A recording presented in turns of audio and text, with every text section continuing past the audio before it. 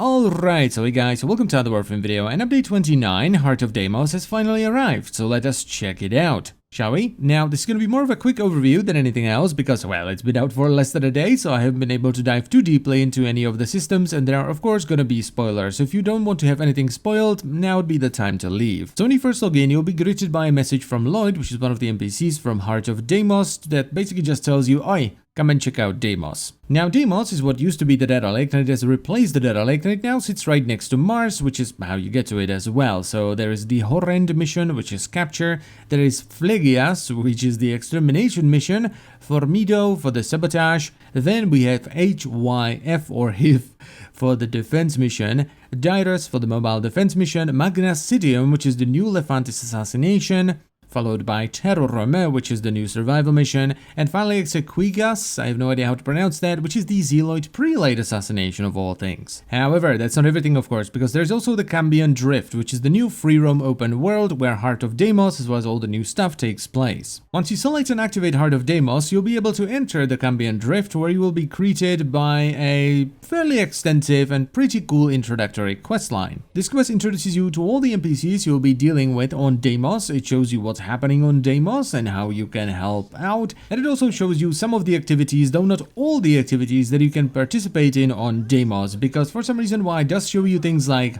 well, let's just call it fishing. It doesn't really go into mining or conservation at all. Now, in short, the NPCs you're going to be dealing with are Lloyd and Otag, which are two different sides of this Necralisk robot thing, and then there is Mother, Father, Son, Daughter, and Grandmother. And yes, those are actually their names, they're just not very good at naming things. Now, before we go over the NPCs though, let's talk a little bit about the reputation or the standing system, because it's a little bit different to what we've had before. So instead of getting standing for just doing things, you instead get tokens for doing things, and you can then exchange those tokens for either different tokens or for standing. So if, for example, you finish a bounty, you don't get any standing, you just get a token, and you then take the token to Grandmother, who can then give you standing for it.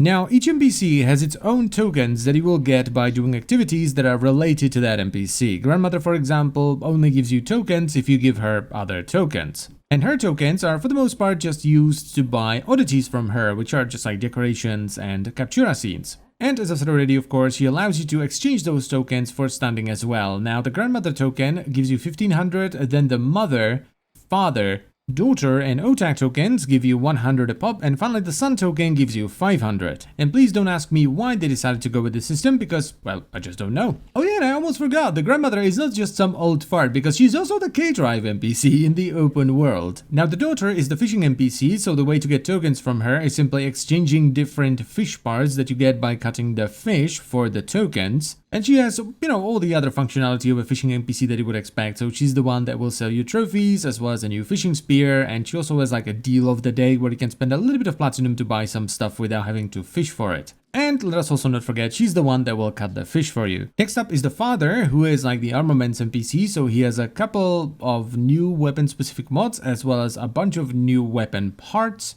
And the way you get tokens from him is, as far as I can tell, just giving him random resources that you find around Deimos. Then there is Mother, who's kind of like the head of the Entrati Syndicate, so this is where you go to rank up, but she's also the one that will give you bounties. Next up is Otag, who is kind of like the clown side of the little robot fella, and he's the mining NPC, so his tokens are acquired by simply giving him different things you mine throughout Deimos. And just like the Daughter, he also has all the things you would expect from this type of NPC, in this case mining, so he will give you all the refinement blueprints, and he has a deal of the day kind of thing where you can buy gems with platinum. And then we have the Son, who kind of does multiple different things. Firstly, he's the NPC that will allow you to get the new sort of infected Kavats and Kubros, and I have no clue how the system works yet, and I feel like it's gonna need its own video, so let us just move on. So secondly, he's the conservation NPC, so you get his tokens by giving him tags that you acquire by trunking animals on Deimos. And just like the Daughter and the clown side of the bot, he has everything you would expect from this kind of NPC, so he's the one that sells all the lures, all the bait. He's also the NPC that you can go to trade your tags for fluffs, and he will also guild and rename your new companions and all that kind of good stuff. And all we we have left is Lloyd, who is kind of like the more serious side of the little robot fella. Now, Lloyd isn't tied to the Entrati Syndicate. He is instead the head of the Necraloid Syndicate. Now, the Necraloid are all about building and customizing your own Necramech. You will get a small taste of the Necramech during the introductory quest, where you'll be piloting one for a somewhat short mission, where you will be taught all of its abilities and what it can do and how it handles and all that kind of stuff. And then a thing happens at the end. I'm trying to be not too spoilery over here, and that basically leads to you having to build and customize your own Necramech, and all of that is going to be done through Lloyd. So he's the one that you will give mattresses to get standing, he's the one that will allow you to rank up, and he's also the one that has all the different things you will need for your Necramech. Now, as far as the open world is concerned, I feel like it's smaller than Plains and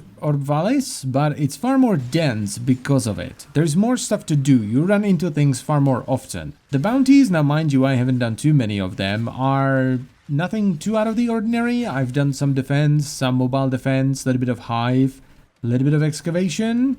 That's pretty much it. Conservation seems to be pretty much the same as well. You know, you touch the poop, you follow the trail, you ring the lure, and then you trunk the beast. Fishing seems to be the one that has changed the most, actually, because the fish fly. So you could say you are, you know, fly fishing. Yeah. Now, just like the other two open worlds, this one can also be in two different states. You know, in Plains, it's either day or night, and in Orvalis, it's either warm or cold. Here, it's a little bit different, because here there are two giant worms that periodically kind of like destroy each other's heads, and the one that still has the head then shines over the open world, and they sort of cycle back and forth, and different things happen based on which worm currently has its head. So yeah, that's a thing, and that's pretty much actually it for the open world, or as much as I want to talk about it now. Let's talk about some other stuff, like for example Zaku, the new broken Warframe. Now, getting Zaku is actually pretty straightforward. To get the blueprint, you need to finish Heart of Deimos, which doesn't take all that long, and then you get the parts from doing bounties.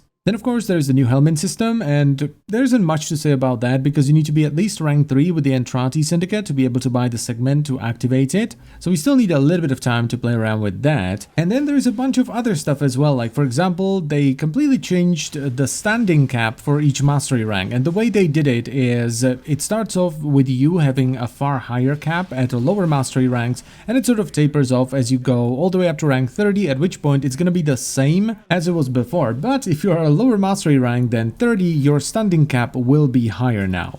Then, and this will probably not apply to too many of you, they've completely revamped the new player experience from what I've heard. I haven't played it, but I might try it out just to see what it's like, and we got a bunch of new weapons and just a ton of extra stuff that I will make videos about as time goes on. But for now, I think that's enough blabbering for today, so I thank you very much for watching. As always, guys, I hope you've enjoyed the video and it was helpful, and I will see you next time. Bye-bye.